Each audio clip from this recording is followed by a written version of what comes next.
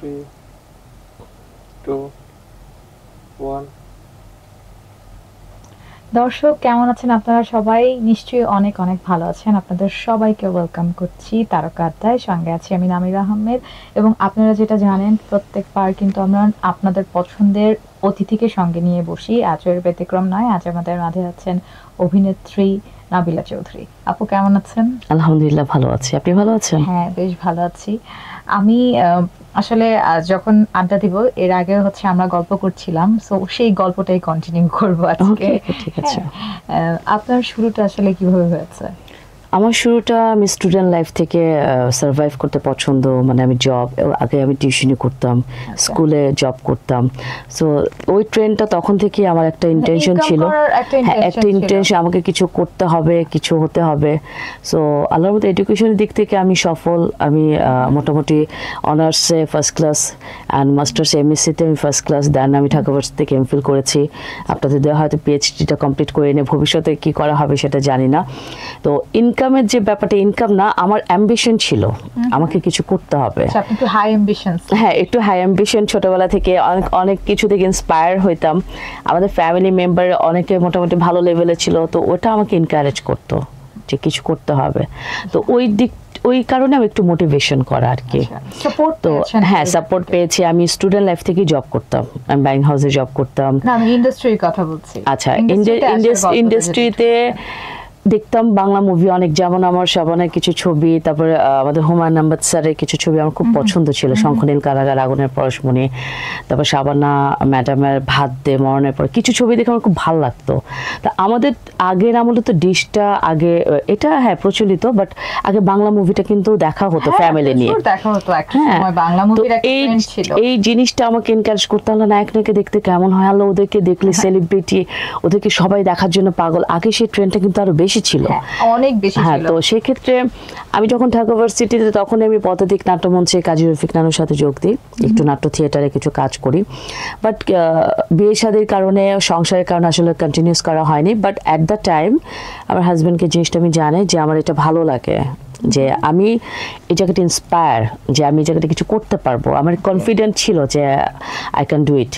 তো that's why আমি আস্তে আস্তে আমার যে সার্কেলরা ছিল আমার পদ্ধতি, তাদের সাথে কমিউনিকেশন বিল্ড আপ করি, তাদের মাধ্যমে কিছু ছোটোখাটো কাজও করি। তো আল্লাহর রহমতে মোটামুটি যার পরে আমি এফডিসিতে ইনক্লুডিং হই। এফডিসিতে ইনক্লুডিং হওয়ার পরে আমি সহকারী প্রযোজক হিসেবে একটা ছবিতে ইনক্লুড হই, ছিন্নমূল নামে, 2014 থেকে। তো ওখান থেকে আমার আসলে বেসিক্যালি শুরুটা। আচ্ছা, মানে প্রযোজনায় যেহেতু আপনি কি বলবো মোটিভেট হয়েছিলেন অভিনেত্রী হিসেবে, যে আপনি অভিনেত্রী হবেন, হয়ে গেলেন প্রযোজক, মানে এটা কি একটা সাপোর্ট যেন আপনাকে দিতে পারে এর জন্য? নট অনলি দ্যাট, শুধু সাপোর্ট না, প্রযোজনার ক্ষেত্রে এটা যে আমাদের দেশে প্রযোজনার যে ব্যাপারটা, প্রযোজনা থাকলে একটা মুভি আমি আমার পছন্দ মতো, একটা আছে না যে আমি আমার পছন্দ মতো কাস্টিং করব, পছন্দ মতো হিরো হিরোইন নিব, এভাবে আমি সেটটা করব, বা এটা একটা মুভি যে আমি এটাকে এভাবে করব। তো এটার মেইন ইনভেস্টেড, হ্যাঁ, যে আমি আমার একটা অ্যাম্বিশন যে আমি এই কাজটা আমার ভালো লাগে, বা ওই গ্রাম্য চিত্র বা শহরের একটা চিত্র, বাস্তববাদী একটা থিসিস আমি তুলে ধরবো। দ্যাটস ওয়াই আমি প্রযোজক যে ইনভেস্টেটরে তো বেসিক্যালি প্রযোজক, ইনভেস্ট করে ওটাকে সুন্দরভাবে প্রতিস্থাপন করা। আমি কাজগুলো বেসিক্যালি এমনভাবে করতে চাই ফিউচারে, এবং কিছুটা করেছি, যেটা হচ্ছে মানুষ কিছু শিখতে পারবে, শিক্ষণীয় কিছু। আপনার ওই মানে আপনি যে সিনেমাটা প্রযোজনা করেছেন সেটা কি পর্দায় এসেছে? হ্যাঁ, পর্দায় এসেছে। এটা আপনারা দেখতে পারবেন। এটার নাম হচ্ছে ছিন্নমূল। এটার মেন প্রযোজক এবং পরিচালক হচ্ছে কাজী হায়াত, প্রযোজক হচ্ছে বিপ্লব শরীফ, আর আমি ছিলাম সহকারী। আর মেন পরিচালক হচ্ছেন কাজী হায়াত। হ্যাঁ, অনেকে ওখানে কাজ। আসলে কোন ধাঁচের? এটা ধাঁচের গল্পটা হচ্ছে একটা মানুষের, মানে একটা সন্তান নষ্ট হয়ে গেলে, এখনকার যুগে ছেলেরা অতি আদরে পোস্টায় বা অতি শাসনে যে জিনিসটা হয় খুব ভালো হয়, হ্যাঁ, ও কোনো কিছু যে ভালো না সেটা আমরা এখানে ফুটিয়ে তুলতে চেষ্টা করেছি আর কি। তো এখানে মেইন চরিত্রে ছিলেন কাজী হায়াত, মামা হয় উনি সম্পর্কে, আর আমাদের যে ওনার ছেলে, হ্যাঁ, মারুফ, উনি মেইন অভিনয়টা করেছে।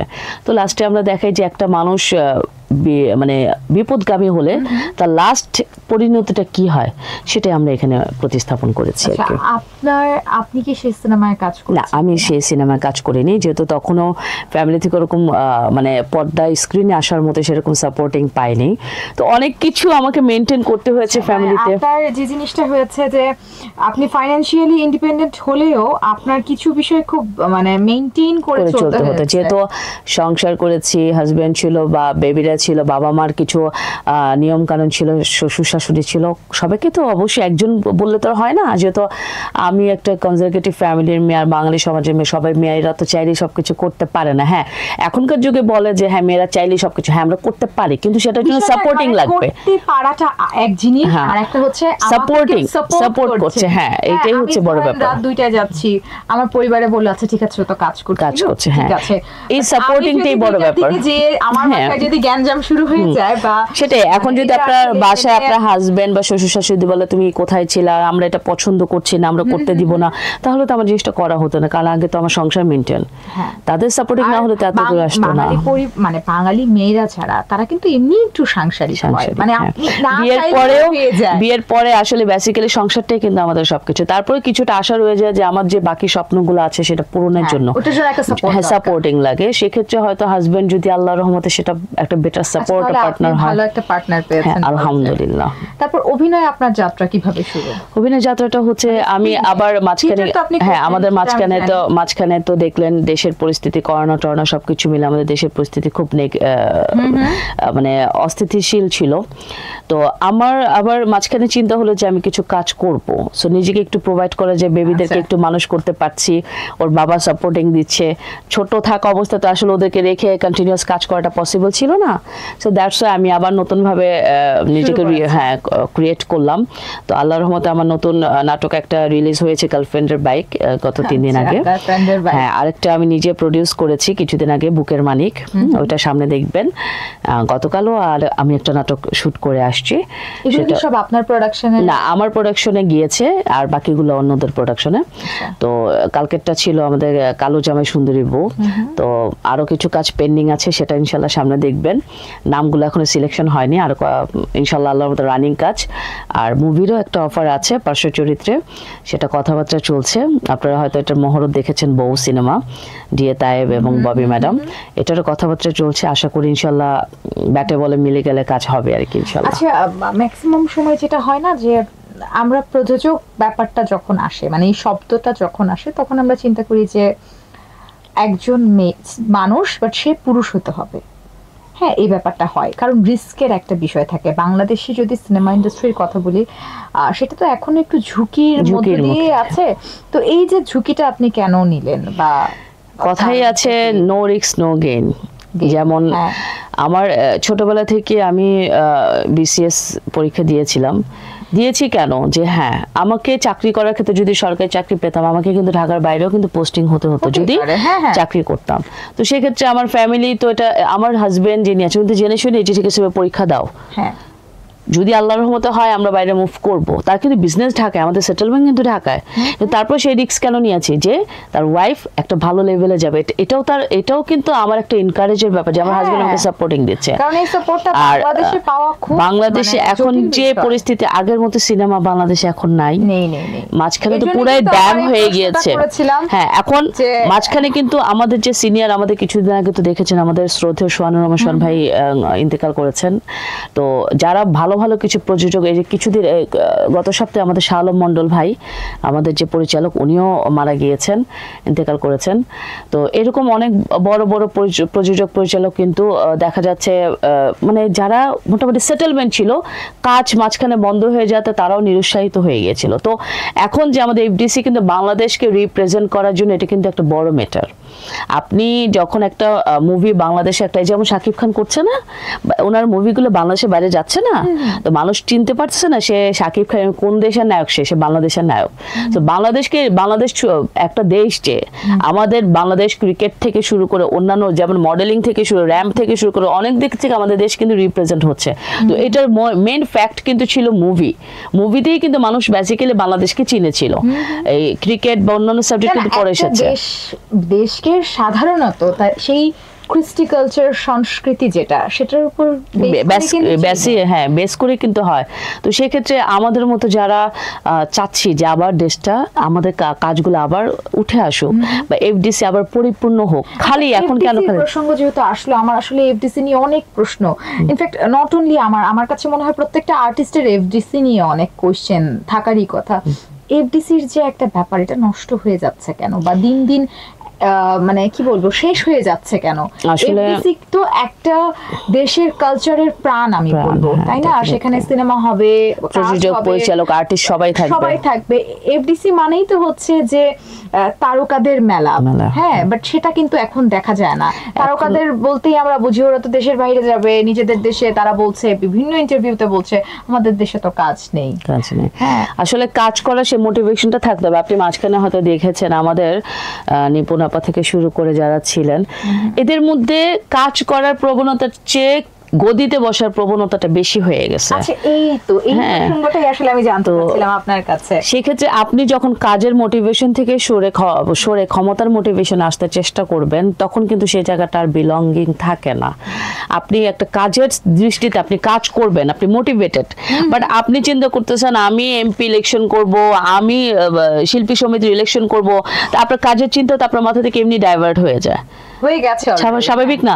তো কাজ হবে কোথেকে? আর্টিস্ট আছে, অনেক আর্টিস্ট আপনারা দেখতেছেন বাইরে কিন্তু সবজি বিক্রি করে, যারা জুনিয়র আর্টিস্ট তারা সবজি বিক্রি করে কোন রকম দিন যাপন করতেছে। তো তারা তো একটা ছাড়া কিছু পারে না। মানে তো আমার কাছে মনে হয় নট অনলি তারা, আপনি যদি এই অভিনয়টা কন্টিনিউ করেন আপনিও পারবেন না। ডেফিনেটলি একটা মানুষ ওটার উপর ডিপেন্ডেবল হয়ে যায়, ডিপেন্ডেন্ট ওটার উপর, আপনার কোনো অপশন নেই। যদিও আপনি পড়াশোনা করেছেন, অনেক এডুকেটেড, বাট ফ্যাক্ট হচ্ছে আপনি তো এটা কন্টিনিউ করে, ওটা আমার লাইফের একটা মেজর পার্ট হয়ে যায়। সো দ্যাটস ওয়াই দেখা যায় কি এই জিনিসটা কিন্তু আগে ছিল না। আগে তো আপনারা ছোটবেলায় বা আমরা দেখেছি সিনেমার জগতে এরকম ছিল না। তখন একটা শ্রদ্ধেয় যারা ছিলেন, যারা ডেডিকেটেড ছিলেন, তাদের মধ্যে থেকে সঠিক নির্বাচন হতো, যোগ্য মানুষ উঠে আসতো। তো ইন্ডাস্ট্রি সুন্দরভাবে ভদ্রতা ছিল, এখন তো ম্যানার্স ছিল। মানে অভিনেতা অভিনেত্রীদের যে রিউমার চলছে, আমি রিউমার বলবো না, আমি রেশারেশি বলবো। একটা হচ্ছে গুজব, সেটা আলাদা বিষয়। ও তো বিয়ে করেছে, এটা সাংবাদিকদের ধারণা, দর্শককে ওভাবে তারা প্রেজেন্ট করছে। যখন ওই তারকা ক্লিয়ার করলো যে না বিষয়টা এরকম না, বিষয়টা ক্লিয়ার হয়ে যাচ্ছে। বাট একটা যে হচ্ছে একেবারে অনলাইন ফাইট যেটাকে আমরা বলি, এটা ওপেনলি হয়ে গেছে, ছোড়াছুড়ি করছে, ওকে নিয়ে অকপটে অকথ্য ভাষায় কথা বলছে, কোনো মানে কিছু নেই। আগে যেমন একটা জিনিস কি ফেসবুকটা বা আপনার যে মিডিয়াটা এতটা মানে অ্যাভেলেবেল ছিল না, ফোকাস ছিল না। আগে কম বেশি এক জায়গায় থাকলে রেশারেশি কম বেশি থাকে, বাট এরকম ভাবে আগে সভ্যতা ছিল, সভ্যতা ছিল। আপনি মানুষকে আপনার ভিতরে একটা তার ব্যাপারে আমি যে সবকিছু পজিটিভলি নিব তা কিন্তু না, আমারও দ্বিমত থাকতে পারে, সবকিছু আমার ভালো ব্যাপারটা এরকম না, কিন্তু তারা ম্যানার্সটা মেনটেন করতো। এখনকার দেখেন, আমি আসলে এটা বলা ঠিক হবে কিনা তারপরে আমি ওপেনলি বলছি, এখনকার যুগে ম্যানার্স গুলো নাই, কেউ কাউকে শ্রদ্ধা বোধটা নাই, রেসপেক্ট নাই, যে সে আমার সিনিয়র, সে দুইটা ভুলভাল বলতেই পারে বা তার কথা ঠিক আছে বাট আমার মনোপুত হচ্ছে না, সেটা কিন্তু সেই ক্ষেত্রে কি তারা এটাকে নিয়ে কন্ট্রোভার্সি করতেছে, রোস্টিং করতেছে, পিছনে এটা নিয়ে একটা আদার্স ওপেনলি তাদেরকে মানে হিউমিলেট করতেছে। তো আসলে বেসিক্যালি আগে এই মিডিয়া এতটা পাবলিসিটিও হতো না, কিছু হলে নিজেদের মধ্যে সমাধান হয়ে যেত, ঘরের কথা ঘরেই থাকতো, পরে জানতো না।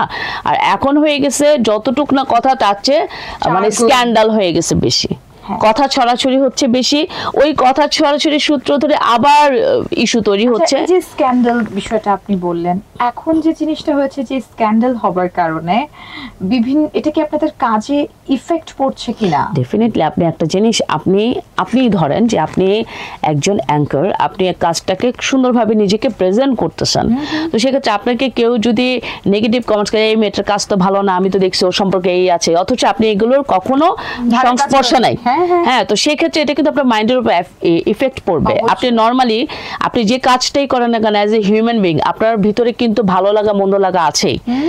আপনি আপনার কিন্তু প্রেজেন্টেশনটা কি, আমি ভালো কিছু করতে চাই, কেউ কিন্তু নেগেটিভ কিছু করতে চায় না, বাট সবাই যে আমার মন মতো কাজ করবে বা পাবলিকের মন মতো হবে সেরকম কোনো কথা না, কিছু করতে চায় না। কিন্তু এখনকার তারকারা যারা এখন যেমন কিছু আছে, যেমন আপনি দেখতে পাচ্ছেন টিকটক রিলস বা ফেসবুকে, আপনি হিরো আলমকে দিয়েই ধরেন, সে একজন পাবলিক ফিগার, বাট সে কিভাবে পাবলিক ফিগার, সে কি সে কি পজিটিভ দিক করে? থেকে, আমি এটাই সে কি আসলে এমন আমার কোন জানার পজিটিভ খুব ইচ্ছা। যে মানুষকে কিছু পজিটিভ কিছু শিখাইছে, মানুষকে পজিটিভ কিছু থিঙ্ক দিছে যে আমরা তার কাছ থেকে কিছু শিখতে পারবো? না। এই যে মামুন, লাইলা, এরকম অনেক ব্যাচ হ্যাঁ, আছে, content হ্যাঁ creator কন্টেন্ট যেটাকে ক্রিয়েটর, বলে। কে এরা? এখন আমার না এটা প্রশ্নটা আমার হচ্ছে, ঠিক আছে কন্টেন্ট ক্রিয়েটর আমি অ্যাপ্রিশিয়েট করি যদি এখান থেকে শিক্ষণীয় কিছু আছে। থাকে। আমি মানে আসলাম, আমি একটা কি বলবো, মানে এই ব্যাপারগুলোকে এইভাবে প্রমোট করা, হ্যাঁ। ঘরের বিষয়গুলোকে তুলে এখন নিয়ে জিনিসটা এসে আপনি সকাল নরমালি করে দেখেন, রাতে সেটা live এ আপনি দেয়া, দেখেন এটা শুধু আসলে কি আপনি content দেখছেন, creation হয়। আপনার মোবাইলটা আপনার ঘরে ছোট ভাই বোন হতে পারে, বাচ্চা কাচ্চা হতে পারে, হ্যাঁ। সবাই কিন্তু দেখতেছে। আমাদের থেকে বেশি তারাই কিন্তু, আমরা কাজে ব্যস্ত, তারাই কিন্তু ইউটিউবটা, ফেসবুকটা, এই রিলস গুলো দেখতেছে। কি শিখতেছে? কিছুই শিখছে না। তারা এখনই নর্মাল দেখেন টিকটক যারা করছে, সকালবেলা উঠে বাচ্চাদের ট্রেন্ড কি থাকে, আমি আগামীকাল টিকটকটা করব, আমাকে কিভাবে স্বাস্থ্য হবে, কিভাবে হ্যাঁ। পাবলিক রিভিউ পাবো, এটা অথচ এইটা থাকে না আগামীকাল যে- পড়াশোনাটা আমার কি হবে, আমি কি পরীক্ষার হবে? সামনে হ্যাঁ, রেজাল্টে কি হ্যাঁ, করবে, এই এটা থিং কিন্তু নাই। না না না একদম আমি না। এটা নিয়ে অনেকবার আমি প্রতিবাদ এবং করেছি। বিভিন্ন স্কুলেও এই জিনিসগুলো দেখা যায় যে স্কুল ড্রেস পরে হচ্ছে তারা টিকটক করছে, নাচানাচি করতেছে, মানে কি বলবো, তো হাত অনেক করে উচ্ছৃঙ্খল নিয়েছে। টিকটকও কিন্তু উঠে আসতেছে, ওপেন হয়ে যাচ্ছে। তো আমাদের বাংলাদেশ কালচারাল দেশ, ঠিক আছে, ইসলামিক দেশ, অনেক কিছু মেনটেন করে চলতে হয়, যেহেতু আমরা চাইলেই সবকিছু করতে হ্যাঁ, পারি ঠিক না। আছে, আমরা যেহেতু কিন্তু মানে সাংস্কৃতিক অঙ্গনে আছি, আমরা শিক্ষণীয় সেই কিছু করুক। ইসলামিক ব্যাপারটাই না যাই, বাট হ্যাঁ। আমার কাছে মনে হয় কি মার্জিত হ্যাঁ, ব্যাপারটা মার্জিত, maintain হ্যাঁ, করা আপনি উচিত। শিক্ষণীয় কিছু আনেন, যেটা থেকে আমরা সবাই শিখতে পারবো, বাচ্চা কাচ্চা শিখতে পারবে, নিউ জেনারেশন message কিছু পাবে। থাকবে। হ্যাঁ, মেসেজ যে এইভাবে গেলে আপনার সমস্যা হতে পারে, আপনি এইভাবে না চলে আপনার লাইফটাকে এইভাবে যেতে পারেন, আপনারা লাইফটাকে এইভাবে সার্ভাইভ করেন, আপনার ফিউচারটা, আপনারা কিছু এমন মেসেজ দেন পাবলিককে যারা কিছু শিখতে পারবে। বাট এখন যারা কন্টেন্ট ক্রিয়েটর হিসেবে, পরিচিত। ইনফ্লুয়েন্সার হিসেবে খুব পরিচিত, আমরা কি শিখলাম, কি শিখতেছি, কি দেখতেছি, তারা কিভাবে পরিচিত, আচ্ছা, তারা পাবলিকরে যে- রোস্ট করে করে তারা হ্যাঁ, পরিচিত আচ্ছা, হয়েছে। তারা যে মানে এসেই হচ্ছে কন্টেন্ট ক্রিয়েশন করে, আমি সবাইকে বলছি না, আমি আবারও বলছি, যারা ভালো কাজ করে তারা ডেফিনেটলি জানে যে তারা ভালো ভালো কাজ কাজ করে, করছে। হ্যাঁ, public দের আর সমর্থন বলা আছে। দিয়ে হচ্ছে তাদের কিছু কিছু যায় যায় আসবে আসবে না। না, হ্যাঁ। ইনফ্যাক্ট আমাদের ক্ষেত্রেও তাই। Definitely. মানে সমালোচনা যদি গঠনমূলক হয় সেটা অবশ্যই নেওয়া উচিত, বাট সমালোচনা মানে এমন হয়ে গেছে যে তারা এখন পাবলিক ফিগার, তারা এখন ব্র্যান্ড প্রমোট করছে। সাধারণত যারা আসলে প্রমোট করার যোগ্য তারা সেই জায়গায় নেই, জায়গায় তারা পাবলিক ফিগার, বড় বড় ব্র্যান্ডের সাথে তারা কাজ করছে, টিভিসি করছে, ওবিসি করছে, নাটকেও চলে আসছে। অথচ অনেকে যারা মানে অডিশন দিয়ে আসছে, হয়তো অভিনয় যোগ্য ব্যক্তি, নাট্য থিয়েটার থেকে আসছে, হ্যাঁ, তাদেরকে নিচ্ছে। আপনার কথাটা আমি সহমত, আপনার view কথাটা নেই। এই জন্য সহমত। এখনকার যুগে একটা মোবাইল হলে টিকটক করতেছে, এদেরকেই মনে করেন ফটোশুটের জন্য তাহলে আপনার কি ডাকতেছে। মনে হয় TikTok হ্যাঁ, major not threat? Only TikTok, reels, Facebook, আপনি দেখেন এদেরকেই ফটোশুটের জন্য কাস্টিং করছে, এদেরকে বিভিন্ন নাটকের জন্য। অথচ এদেরকে এই এক্সপিরিয়েন্সটা আছে? নাট্য থিয়েটার থেকে আসছে একজন, তার কি সুন্দর চেহারাটা, বা আল্লাহর সৃষ্টি পৃথিবীতে সবই সুন্দর, হয়তো বা সবাই সব কাজ। আমাদের মোশাররফ করিম থেকে কিছু নায়ক নায়িকা যারা আছে, তারা কিন্তু অভিনয় দিয়ে উঠে আসছে, তাদের চেহারাটা লাগে নেই, এবং তাদের রেমুনেশন সবচেয়ে হাই। মানে এবং এক বছর বাংলাদেশে পরে asset তারা। বাংলাদেশে আবার কবে জন্ম হবে আমরা বলতেও পারবো সেটাই, না। বাংলাদেশে অ্যাসেট তারা, তাদের কোনো কিছু হয়ে গেলে এটা আমাদের বাংলাদেশে লস। তো চেহারা হলেই হয় না, আপনার যোগ্যতা থাকা লাগে। আপনি শুধু ওই যে পুতুলের মতো সেজে বসে থাকলে হবে না, আপনার সে ক্যালিভার থাকতে হবে, আপনার সে কি মনে হয় ক্যাপাবিলিটি সেই থাকতে হবে। ক্যালিবারিটি এখন একেবারেই নেই? একেবারে নেই বলবো না, একেবারে না থাকলে তো বাংলাদেশে মাস চলতো না। কিছু কিছু ক্ষেত্রে নেই, কিছু কিছু ক্ষেত্রে নেই বিধায় আমাদের বাচ্চারা নেগেটিভ মেসেজগুলোই বেশি পাচ্ছে, তারা পজিটিভের দিকে নেগেটিভ দিকে ধাবিত হচ্ছে। তাহলে আপনি যেহেতু এফডিসি তে একজন প্রযোজক হিসেবেও আছেন, হ্যাঁ, তো সেই জায়গা থেকে আমি বলবো আপনি কি কখনো এই ব্যাপারগুলো প্রোটেস্ট করেন না? আপনার কি কখনো আমি করেছি, পরিচালকদের সঙ্গে এই কথা, আমি আমার প্রশ্নটা শেষ করি যে আপনার কি কখনো পরিচালকদের সাথে এই ধরনের আর্গুমেন্ট, আমি বলবো না, মানে থাকে না যে আপনি আপনার কথাটা রাখলেন যে ভাই আপনি কাকে নিচ্ছেন, আমি এই ব্যাপারগুলো কেন? ডেফিনেটলি নট অনলি আমার প্রযোজক, আমি আমাদের সংবাদ সংস্থা যারা আছে এবং আমাদের সরকারকে তথ্য মন্ত্রণালয়, আমি অনেকবার এটা প্রেজেন্ট করেছি যে এইটা বন্ধ করা হোক। হয়তো আমার কথা শুনে অনেকে আমাকে গালি দিবে, অনেকে নেগেটিভ কমেন্ট, কিন্তু হ্যাঁ, কিন্তু এতে আমার কিছু আসবে যাবে না। আপনি নর্মালি চিন্তা করেন, যারাই আজকে আমাকে গালি দিবে তারাই কিন্তু একদিন এটা ফিল করবে যে আমি কেন কথাটা বলেছি। আজকে তাদের সন্তানরা যখন তারাও মা হবে বা তারা বাবা হবে, তাদের সন্তানরা যখন পড়ালেখা বাদ দিয়ে নেগেটিভ এগুলো করবে, তাদের লাইফটি স্পয়েল হয়ে যাবে, তখন তারা বলবে যে আসলে আমরা ভুল ছিলাম। এবং ইন্টারেস্টিং ব্যাপার হচ্ছে এখন বাচ্চারা চিন্তা করে আমি বড় হয়ে টিকটকার হব। আমি মনে করি যে অফ কোর্স এটা একটা অ্যাপস, এটার একটা সময় নির্ধারণ থাকবে, আমি আমার মতো ইউজ করব এন্টারটেইন হওয়ার জন্য। এন্টারটেইন তো আমি সারাদিন হব না, তাই না? এখানে তো এন্টারটেইনমেন্টের মানে ছড়াছড়ি হয়ে গেছে, এরকম একটা বিষয়। কথাই আছে অতিরিক্ত কোনো কিছু ভালো না। আপনার লাইফে চলতে গেলে আপনার এন্টারটেইনমেন্টও দরকার আছে, আপনার ডিসিপ্লিনও দরকার আছে, মেইনটেনেন্সেরও দরকার আছে। এখন আপনি সারাদিন শুধু কার্টিসিটাও মেইনটেইন করা, অবশ্যই ম্যানার্স, এই কার্টিসিটা মানুষ মেইনটেইন করতে চায় না। এখন বড়কে যে সম্মান করা উচিত, ছোটদেরকেও যে, এই যে আপনাকে আমি দুইটা বললাম, হিরো আলম বা কি যে লাইলা মামুন, এরা এই যে দেখেন একটা বাচ্চা ছেলে বড় মেয়ে, ঠিক আছে, মানুষের ব্যক্তিগত অনেক কিছু থাকতে পারে, এটা হচ্ছে ব্যক্তিগত লাইফ থাকতে পারে, বাট সেটা আপনার ব্যক্তিগত লাইফ, সেটা বলছি না। কিন্তু তারা যেটা ওপেনলি করছে, এই যে ওপেনলি আমাদের বাচ্চারা কি শিখতেছে, আল্লাহ এরকম একটা লাইলার সাথে এরকম যদি একটা আমরা লাইলা পাই, যেমন এরকম আমাদের বাচ্চা কাচ্চার মুখে শোনা, আল্লাহ এরকম লাইলা হলে তো আমি তাড়াতাড়ি উঠে যেতে পারবো, হ্যাঁ সোনার হরিণ, আমার গাড়ি বাড়ি হয়ে যাবে। এই ট্রেন্ডগুলো এটাই তো তাদের ব্রেনে ঢুকতেছে। আমরা কি দিচ্ছি তাদেরকে? তা আমরা মোবাইল কিভাবে ইউজ করবে, এগুলো ইউজ করার কারণে যদি আমার বাচ্চার ফিউচার নষ্ট হয়, এটা লায়াবিলিটি কার? ওকে, মানে আপনি আসলে আপনার জায়গা থেকে একেবারে সোচ্চার যে ব্যাপারগুলো নিয়ে আমাদের একটু ভাবা উচিত, সন্তানের ভবিষ্যৎ নিয়ে ভাবা উচিত, কারণ আমরাই তো শেষ না, আমাদের নেক্সট জেনারেশন তো আছে। কথা বলি, আপনার সাথে গল্প করে আমার বেশ ভালো লেগেছে, কিন্তু সমস্যা কি জানেন, আমাদের এই প্রোগ্রামের ডিউরেশনটা হচ্ছে আপনার স্বল্প সময়ের জন্য, তো গল্পে আড্ডায় সময় কিন্তু একেবারে শেষ পর্যায়ে। আমার দর্শকদের উদ্দেশ্যে আপনি কিছু বলেন। দর্শকদের উদ্দেশ্যে আমার এটাই বলা, ভালো কিছু দেখবেন, ভালো কিছু শিখবেন, ভালো কিছু দেওয়ার চেষ্টা করবেন। তবে আমাদের সমাজে যা বেশিরভাগই মানুষ হচ্ছে নেগেটিভ কমেন্টস করে, নেগেটিভ মানুষকে নেগেটিভ অ্যাপ্রোচ করে। সর্বক্ষেত্রে মানুষ নেগেটিভ হয় এরকম কোনো কথা না, আপনার মনের কথা আপনি ভাব প্রকাশ করতে পারেন, বাট এরকমভাবে করা যাবে না যেটা একটা মানুষের জন্য এফেক্টিভ হবে। তো আমরা ভালো কথা বলি, ভালো কিছু শুনি, ভালো কিছু অর্জন করি এবং ভালো কিছু প্রোভাইড করি। তো সবাই ভালো থাকবেন, সবার সামনের দিকে সুন্দরভাবে চলবেন, লাইফটাকে ডিসিপ্লিনের মধ্যে চলবেন। আপনার লাইফের উপর, আপনার ডিসিপ্লিনের উপর আপনার বাকি জীবনটা নির্ভর করবে। ধন্যবাদ সবাইকে। তো দর্শক, এই ছিল আমাদের আজকের আয়োজন। আগামী পর্ব দেখার আমন্ত্রণ রইল। আল্লাহ হাফেজ।